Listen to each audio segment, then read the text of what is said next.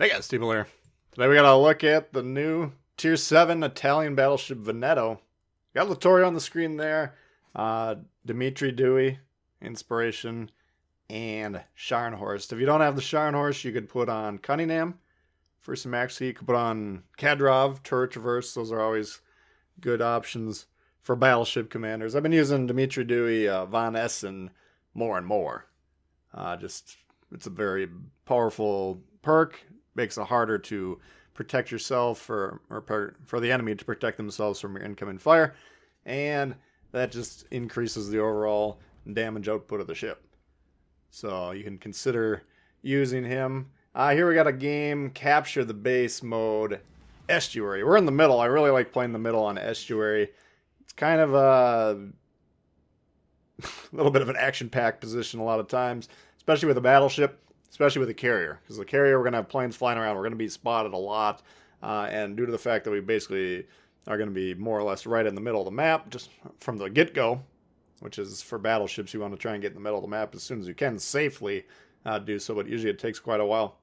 But being in that position early could subject you to a lot of incoming fire. So if Red's paying attention to you, you could be a little bit in trouble. Here, though, we do have a smoke. We got the 45-second a rolling smoke on the Veneto, and I think we'll actually use that once or twice here to just kind of cool things off if people start focusing on us a little bit more than we'd like. So opening shot a moment ago towards the Gneiss now.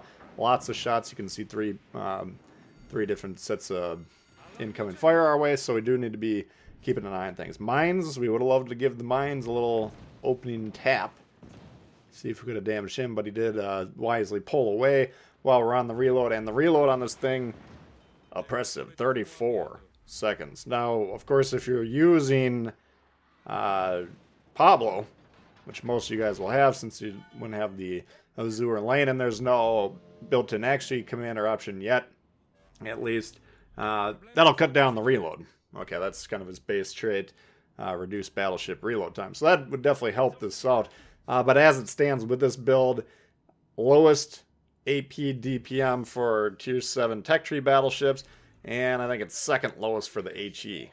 Okay, so not a huge damage dealer on its own, but we got nice high velocity guns. They do a good job penetration wise. In fact, you're going to get a lot of overpens with these guns, but nevertheless, it's pretty easy to score scoring damage hits with it, but you got to keep that in mind. We're not necessarily one of the top dogs when it comes to main gun damage. So if we're fighting battleships, or if we're in situations where we're getting shot by a lot of different ships, like we're doing here, you can get in a little bit of trouble when we're purely trying to trade DPM back and forth. Mine's back in our range, now he's backing up, and he saw us shoot elsewhere. I can see he's slowing down there. That's why I always zoom in and out like a spastic like that. A lot of you guys are always complaining that it makes you dizzy or whatever. Watch me play, but there is a reason to it. And when we're zooming in and out quickly like that, I can see, okay, where is it suggesting the aim point would be on that ship? And if it's getting closer towards the middle of the ship or towards the front of the ship,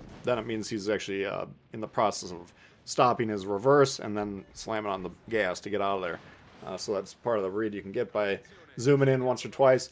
Keeping an eye on this destroyer as well. We saw him a moment ago, potentially thinking about coming through one of these gaps in the middle. Now, if you're going to be playing in the middle here, you do always have to be aware of those destroyers, because they're going to be, a lot of times they'll try and get through the middle like that. And I wouldn't, especially in a one destroyer game like this, probably not the strongest play. You should be on one wing or the other spotting.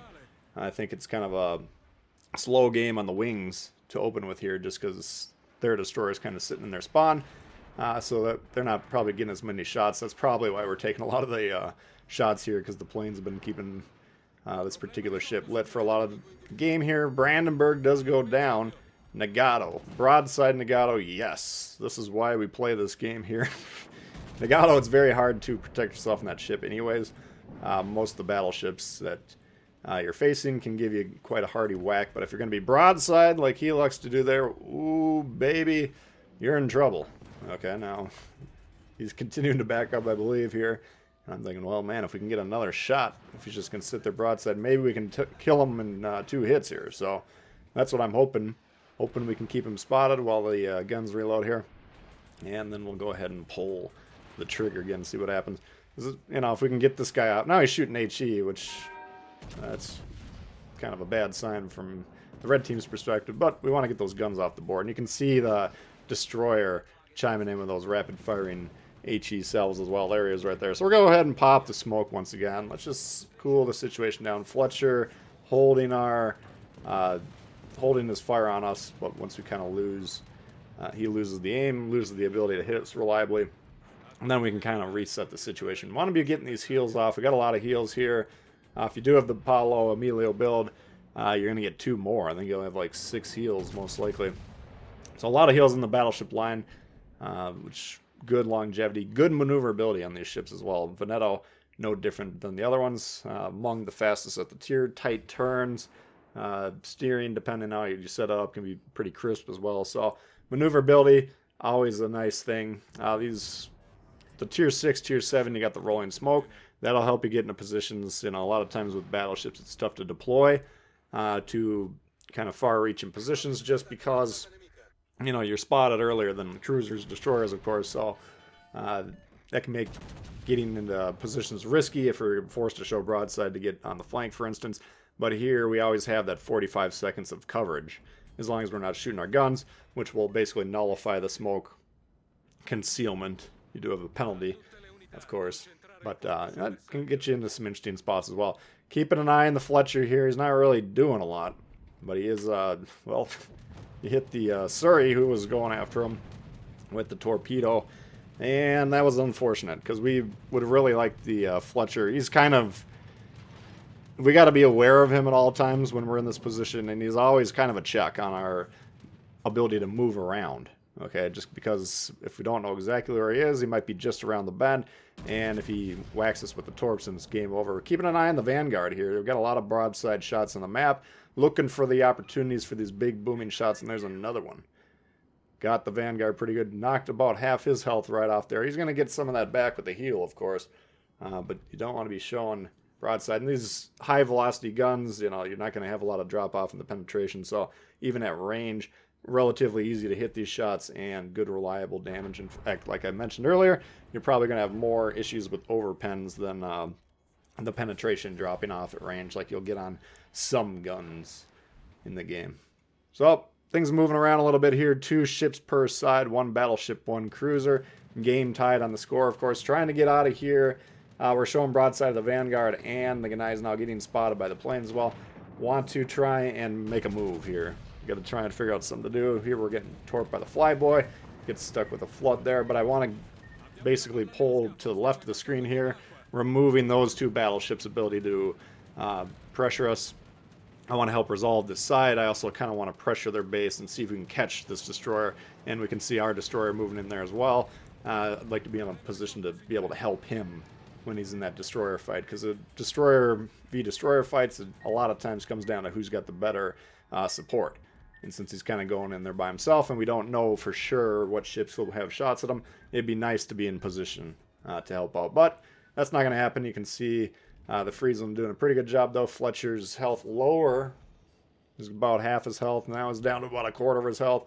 And Friesland definitely has the firepower. I'm just thinking, okay, as long as the Friesland doesn't catch a stray torp from that Fletcher, you know, he should be able to win that. Then he'll be pressuring the base. He can spot those ships, maybe even harass the carrier. There's a lot of different options that open up to our team and that destroyer player in general, now that he's killed the red Fletcher. So we always talk about that when we're evaluating, you know, team layouts. If we're seeing one ship of a certain class, like 1 destroyer, 1 cruiser, 1 battleship, whatever it is, those are heightened importance. Now the destroyer value goes down a little bit in capture the base mode because they're not using the concealment to capture those bases as you would be doing in domination mode, but there's still a great importance. So good job by him to come out on top there, trying to get some shots in this Iowa. You can see on the map he's not fully broadside at us, but he's at a pretty decent angle here. Unfortunately,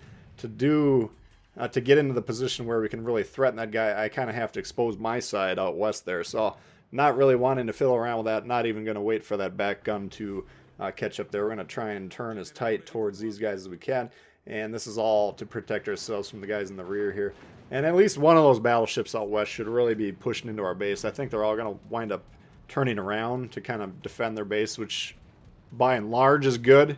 You want the majority of your players to defend the base rather than, you know, a lot of times you'll see everybody going to try and attack the base. Nobody left to defend your base, and you'll lose games where you might be up in ships. But they should be, at least one of those guys should be pressuring our base. That would force the blue team to be a little bit more responsive, or if they refuse to respond to that threat, then they could just throw the game. Okay, but nevertheless, they're all going to be coming down here, so I'm going to try and point rearwards towards them as much as possible. Friesland, he's in the cloud, he's using his guns. I can't blame him for wanting to do that, but of course we're not spotting that the western side, which is kind of what we need the information on. So our smoke's done, final smoke of the game used up, and now I'm just going to try and get this Iowa, get this carrier out of here. That'll open up, you know, the whole side of the map here. The east will be fully won. Then we can turn around and kind of try and defend ourselves, because they're going to be coming in. You know, it'd be better for red if on those western side they were kind of spreading out. They're kind of stacking on top of each other. You can see the golden showers from the mines, and then I think it's a good eyes now on the vanguard behind them. So trying to get out of the range of that cruiser, trying to get in range of the kill shot on this Iowa, the kill shot on the Parsifal, all these things good. And Iowa does get a shot off. You can see they're kind of shoving each other around there. We'll help fix that problem for them by getting the Iowa off the board, and then we'll see if we can take care of this Parsifal. He'll be permanently spotted at this point in time. We're expecting to die, most likely, at this point in time. We're getting pretty decent output, though. 137, which is over 2 times our ship's HP and damage at this point in time. Figuring, okay, we got some guys shooting at the Parsifal. He's already going down. I'd like to get a nice parting shot on this mines here. You know, get him with a nice booming shot. He's about a 45-degree angle, so if we do hit him in the hull, there's a pretty good chance that those shots will stick. Trying to get disengaged here. We get behind the island. We need to pull forward just a smidge more. We do block the direct surface line of sight, but the spotter plane, or the fighter plane from the carrier, is still lighting us up in the sky. So I'm nervous about this. Not much I can really do at this point in time, but we do have 3-ship lead. Hoping to just get maybe one more decent shot in before we go down. Now, my build is spec for accuracy, and I'm sure a lot of you guys are going to want to be running secondary builds, because the secondaries on this thing are quite powerful, and that's really, if you can get them in play. We didn't see it really much this game. We didn't see it at all this game. But it can be quite dangerous, especially if you get destroyers close range. They are going to melt very quickly, but it doesn't really matter what ship it is. Okay, I mean, if you're closing in on these battleships, especially this one, and this Veneto's got a base secondary range of 5. I got it up to 6 because I got the secondary mod in slot 1. And then if you go all in on the build, you got Haruna, you got Von Hipper's inspirations, and got your Porcupine. You can probably get it up to about 8 kilometers or so, which is still, that's a lot more reach than 6, no doubt. But it's still not necessarily, let me put it a different way. There's going to be huge chunks of the game where that's not going to be relevant. You're not going to have enemies within 6 kilometers of you, especially if you hang back, like a lot of the high-tier Battleship players like to do. They sit in the back. If that's your case, then definitely I would not recommend speccing the secondaries at all. But if you want to play around with that build, I tried it out a few games when playing this ship, but I just found I like the reliability of the guns, the main guns, a little bit more. And I wasn't, you know, even high 7s, I think my secondary range reach was at. It's still, you know, pretty situational, so I thought it wasn't worth it to me. But that's another option. The secondaries, when you get them going, are definitely strong.